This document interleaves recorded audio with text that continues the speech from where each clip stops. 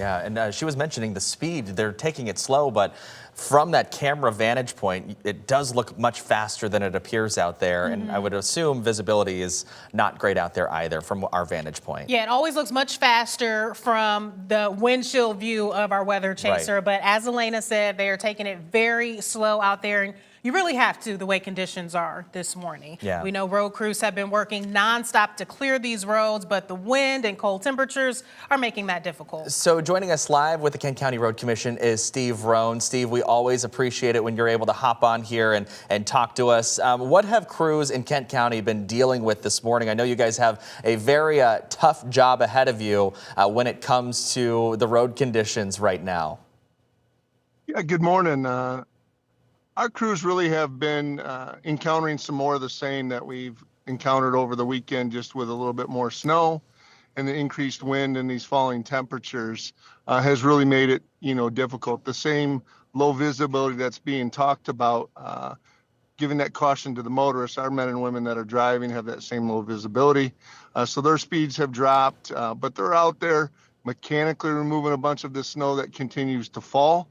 The difficulty, many times they have to turn around and follow that back up because it drifts back behind them.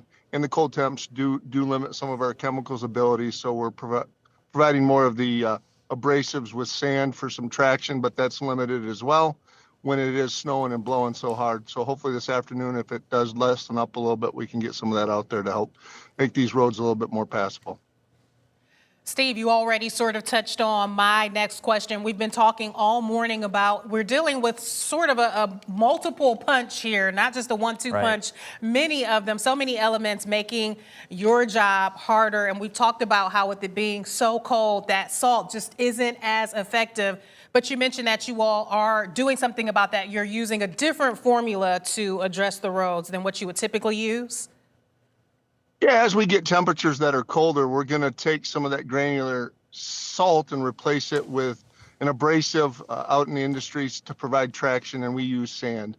We'll mix it with some salt to help kind of cut it into that driven on, packed on snow to provide some traction. But obviously when it's this cold, that salt solution that we need to keep the freezing temperature down, it gets diluted by the snow, because not only do we get the joy of plowing it once when it comes, but then plowing it multiple times when it drifts back over.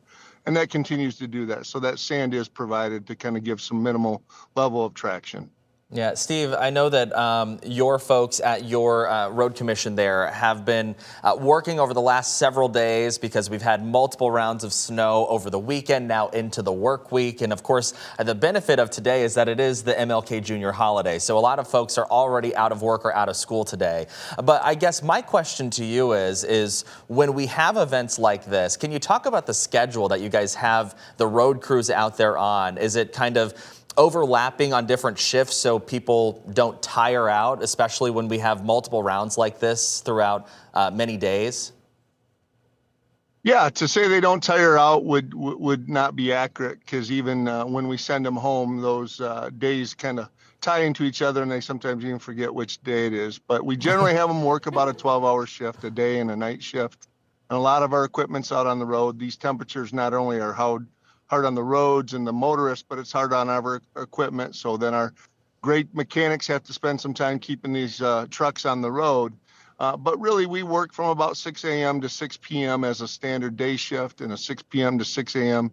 as our night shift. We do bring about a good portion, a third of our drivers in at 4 a.m. on that day shift, because we have a smaller night shift. We can get some of those day shifts in trucks earlier to get a jump on some of our school zones and area roads that we weren't putting as much attention on at night. But yeah, generally it's about a 12-hour shift. We try to give them on some of these long storms notice, like, hey, we need you back tomorrow, versus the standard, hey, we'll wait for the weather, see if it comes, we'll call you in. The work we've got in front of us, we've got work that we're just scheduling them in day over day, so they can prepare for it, go home, get the food, the nourishment, get cleaned up and get in bed, some rest, so they're back at it again tomorrow and the following days. Well, that's something we can certainly relate to, losing track of time in all the chaos of everything. Steve, it's great to hear that you all have a plan in place so that people are not being overworked. I'm wondering, What do you do to make sure the roads are being treated and addressed when you've got a situation like we're in now? You know, this isn't looking like it's going to stop anytime soon. Our weather team has told us this is something that will continue into tomorrow. So you can't wait until things have completely finished to start clearing things. How do you all work that out? Okay, we'll clear a little bit here. We'll come back maybe in a few hours to clear some more. How does that work? Well, really, we're very fortunate in Kent County. We've got enough drivers, you know, upwards of 100 during our day shift, and the vehicles, the trucks that they're in, that we've got assigned routes, and they kind of really stay on those routes, and they'll continue through, and they'll use their expertise. Again, our men and women have been trained for this. This is what they've signed up for. They take pride in this. They maybe get the most frustrated when an accident happens in their run, but that slows them down on their response then, but they're continuing trying to move through that every level of road that they're responsible for. And as the storm allows them, as conditions, they can go back to runs or parts of their runs that they've already plowed, replow it and go from there. Yeah, I know that we've got the 200-foot rule, but, you know, staying 200 feet behind snow plows and salt trucks as those things happen. Can you kind of explain if you guys have ran into any issues with that in this most recent run of severe weather?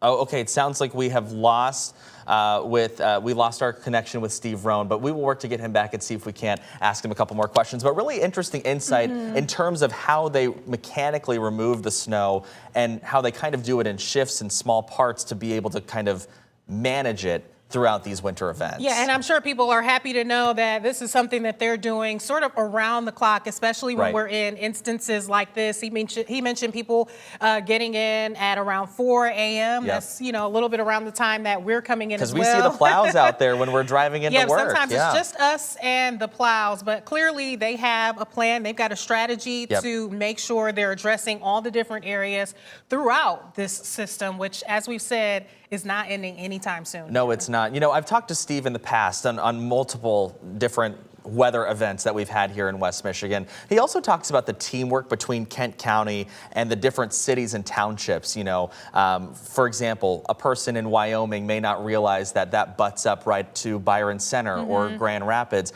and all of those different municipalities kind of work together to be able to seamlessly clear the roads for a lot of our morning drivers. And also really interesting to hear him say the pride that these drivers have in making sure these areas are clear. He said that they're upset to hear that there's been an accident on their route. So they are taking pride in getting these roads cleared for us. Yeah.